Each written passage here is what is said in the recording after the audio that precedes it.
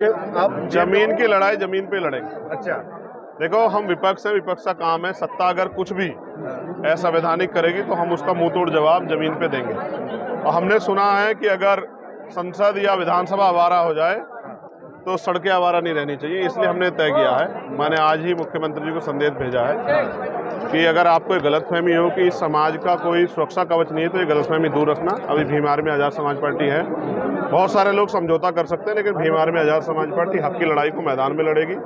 और अगर, क्योंकि बड़ी मुश्किल से जमीनें हमें मिली थी, उनको हमने खून पसीना सींच के तैयार किया है, मेहनत की है, जमींदार की लाठी खाई है, तमाम तरह की मुसीबतें सही हैं, और उसके बावजूद अगर सरकार हमारी जमीनों को छीनने का रास्ता साफ करी तो ये सहा नहीं जाएगा। एक सवाल ये है कि अखिलेश यादव ये कह रहे हैं कि मायावती की जो पार्टी है बीएसपी, उनके जो प्रत्याशी होते हैं उनके बीजेपी तय करती है, तो क्या आपकी जो पार्टी है वो बहुजनों को जगा रही है?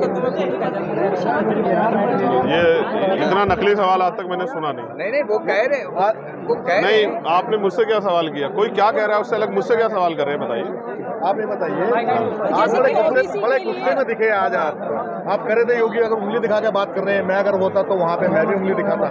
नहीं, सिर्फ उंगली नहीं दिखाता, मैं उनको गलत नहीं करने देता। अच्छा, ये लोकतंत्र है, आप सत्ता में हो, सरकार सबकी है, आपकी जिम्मेदारी है कि अंतिम व्यक्ति के लिए अवसर पैदा करो। अवसर पैदा करने की बजाय आप दलित पिछड़ों का हक छीन रहे हो। 69 शिक्षक भर्ती में क्या किया उन्होंने? 20,000 पद खा गए हैं वो लोग। करना ये चाहिए था कि उस शिक्षा मंत्री को 420 मुकदमा लिखकर जेल भेजना चाहिए था, लेकिन उन्होंने किया क्या कि उन बच्चों को मरने के लिए छोड़ दिया। तो अगर वो अन्याय करते तो उस अन्याय को मैं वहां जवाब देता। जैसे कि पंचायत वो जिस तरह से डराने धमकाने काम करते हैं, ये भाषा शैली एक संत के लिए भी और एक जनप्रतिनिधि के लिए भी अच्छी नहीं। रामनवमी मनाने जा रही है सरकार सरकारी पैसे से। मैंने कहा ना, सरकार पूरी कोशिश कर रही है किस तरह से धार्मिक उन्माद पैदा हो और उस उन्माद के जरिए वो सत्ता पे बैठे। मैं समझता हूँ वो तो हिंदू धर्म के लोगों को भी कमजोर साबित कर रही है कि उनको सरकारी मुआवजे की जरूरत है, सरकारी पैसे की जरूरत है ये अपने धार्मिक आयोजन करने के लिए। ये एक षड्यंत्र है पूरा सा, और इस षड्यंत्र को हमने आज यहाँ बेनकाब किया है अपने कार्यकर्ताओं के जरिए। कार्यकर्ता जमीन पे जाके बेनकाब करेंगे कि जानबूझ के वो मंदिरों को राजनीतिक मंच बनाने का काम कर रही है।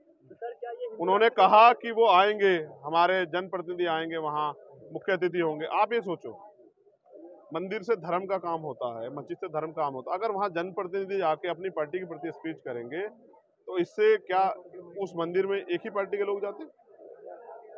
और महिलाओं को, स्पेशली महिलाओं को टारगेट किया जा रहा है। उन महिलाओं की सुरक्षा मुख्यमंत्री क्यों नहीं कर पा रहे हैं?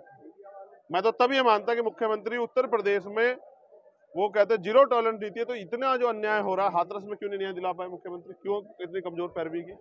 सीबीआई की रिपोर्ट, क्लोजर रिपोर्ट के बाद वो ऑफेंस कैसे गायब हो गए? तो सब देख रहा है उत्तर प्रदेश, सब देख रहा है देश, किस तरह से महंगाई, बेरोजगारी, भ्रष्टाचार बढ़ रहा है, किस तरह से SC, ST, OBC माइनॉरिटी कर्मचारियों को तंग किया जा रहा है, किस तरह से यहाँ इन वर्गों के साथ अन्याय हो रहा है, इनकी जमीन, इनके साधन किस तरह छीने जा रही है, ये जनता देख रही है। और समय आने पे हमारे लोग इसका जवाब देंगे। बताओ। अशोक गहलोत कि हाथरस पे इतना बड़ा हंगामा हुआ, लेकिन एंड ऑफ द डे क्या होता है कि जितने भी आरोपी होते हैं वो रिहा हो जाते हैं। तो हम एक आप लोग मूवमेंट तो बनाते हैं, लेकिन जब न्याय प्रक्रिया में आता है तो वो इंसाफ नहीं मिलता। तो आप लोग इस पे क्या करेंगे? देखो, न्यायपालिका में उनका वर्चस्व है, पहले दिन से सरकार उस मामले में न्याय ना मिले इसके लिए लगी हुई। आप सबने देखा किस तरह पुलिस का, एडमिनिस्ट्रेशन का दुरुपयोग हुआ। सरकार ने जो वादे किए थे वो भी पूरे नहीं किए।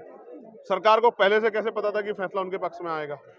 ये सब चीजें जो है ना सत्ता के संरक्षण में हुई है, उसके खिलाफ भी हम लोग अप्रैल में, हमारी दिल्ली की टीम ने तय किया कि एक बड़ा प्रोटेस्ट हम लोग दिल्ली में करेंगे। दूसरा, हम लोग हाईकोर्ट में भी उसको जो है ना उस मामले को लेकर जाए। हमारे नेता हिमांशु वाल्मीकि जी गए थे, परिवार से मिले, मैंने भी बात की, मैंने उनको आश्वस्त किया कि अगर यहाँ से न्याय नहीं मिलेगा तो हम हाईकोर्ट, सुप्रीम कोर्ट में जाएंगे। लेकिन ये भी समझना पड़ेगा कि सत्ता के संरक्षण से इस तरह से न्याय को प्रभावित करने वाले दलों को भी याद रखना पड़ेगा कि सत्ता बदलती है और ये मामले कोर्ट के हैं। लॉयर्स को अपनी बात रखनी होती है, सब चीजें होती है, लेकिन फिर जब न्याय के ऊपर सत्ता पर हावी हो जाए तो इस तरह के फैसले आने स्वाभाविक। हमारा काम था उस मामले को लड़े, और हमने लड़ा और मजबूर किया कि सरकार ने सीबीआई जांच कराई। सर, आपसे पिछले अधिवेशन में आपने कहा था, बहुत अच्छी बात कही थी कि हम स्कूल खोलेंगे शिक्षा को लेकर। तो अब मैं पूछना चाहती हूँ कि आप लोगों ने उसमें क्या किया है? बस ये आपकी जानकारी के लिए कंफर्म कर दूं, हमारा भीम आर्मी का अधिवेशन था। ये हमारी आजाद समाज पार्टी काशीराम का अधिवेशन है। भीम आर्मी के लोगों को हमने वो काम सौंपा था, वो लोग इस काम को कर रहे हैं। आज हमने यहीं पे हमारे छत्तीसगढ़ से एक पाठशाला चलाने वाले साथी आए हैं, राजीव सोनी, हमने उनको सम्मानित भी किया क्योंकि वो मेरे इस बात को कहने के बावजूद अपनी कमाई का 60% पैसा बच्चों की शिक्षा में लगाते हैं। तो भीम आर्मी उस काम को कर रही है। मैंने आज फिर उनसे भी अपील की है कि वो पाठशालाओं को खोलने काम को आगे बढ़ाएं। जब हम पाठशाला खोलते हैं, सरकार के लोग, पुलिस के लोग जाके हमारे लोगों को डराने धमकाने काम करते हैं। इसलिए हमने अपने लोगों से कहा कि वो राजनीतिक शक्ति भी प्राप्त करने की तरफ बढ़े।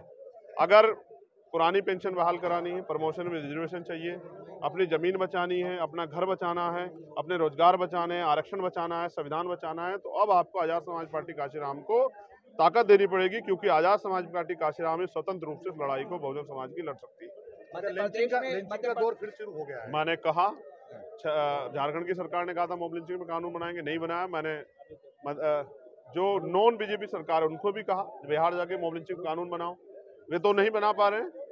ये इसलिए हो रहा है क्योंकि अगर सख्त कानून बनकर उसको इम्प्लीमेंट किया जाए तो शायद इसके नाम पे जो राजनीतिक एजेंडा होता है वो कामयाब नहीं होगा। इस नाम पे जो एक धर्म विशेष के लोगों को लोग डर गए हैं, सारा विपक्ष खामोश रहता है नासिर और जुनैद की हत्या पे। नहीं, सारे को नहीं कह सकते सर, आप एक अपवाद भी कह के अगर आप सब कहोगे तो भी चलेगा।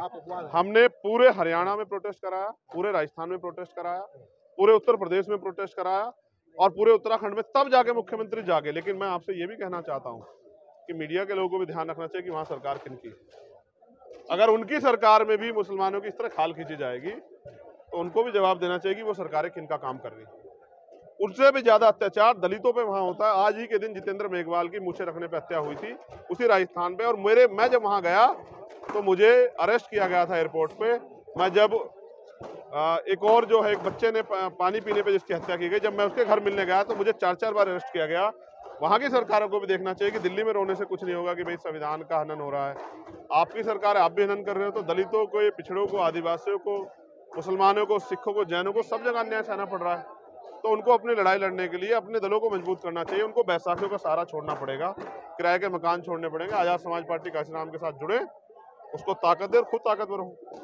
अभी आपने मंच से मीडिया के बारे में कहा कि जो मीडिया है जिसको जरूरत है वो नहीं दे पा रहे, तो मीडिया के लिए हर बीजेपी का जो कार्यकर्ता है, हर घर में 2-2 कार्यकर्ता, अखबार, टीवी, इससे कैसे लड़ाई लड़ेंगे आप? अब सबसे बड़ा कैडर अगर बीजेपी के बाद किसी के पास है तो हमारे पास। अच्छा। और सबसे बड़ा संगठन जो बीजेपी से भी बड़ा है, आरएसएस, वो भीम आर्मी हमारे पास। तो हमने ही सरकार में अभी इस देश के अंदर विपक्ष को जिंदा रखा है, वरना लोग अपनी पार्टी से आगे कहीं नहीं बढ़ पाते। और हम सिर्फ देश हित में खड़े हैं। हम अपने देश की रक्षा करेंगे, अपने देश के संविधान की रक्षा करेंगे और जो देश में वंचित तबका उसके अधिकारों की रक्षा करेंगे, उनको नए अवसर देंगे। ये हमारी जिम्मेदारी है, हम इसको कर रहे हैं।